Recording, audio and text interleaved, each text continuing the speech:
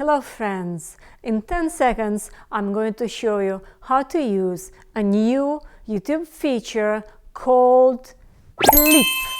What are clips? Clips are short 5 to 60 seconds videos that your fans can share on their social media to promote your original video. Clips don't create new video.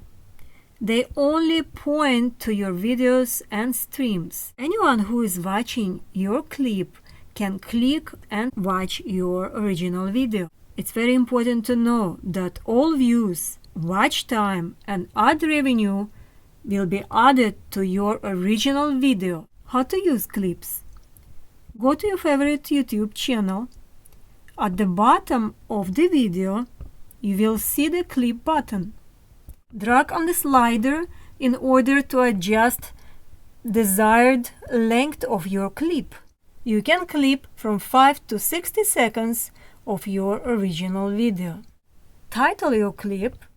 When you're done, click on the Share Clip button and share it on your social media, or your fans can share it on their social media. If for some reason you don't want to have this feature, go to your YouTube channel, to YouTube Studio, click on Settings,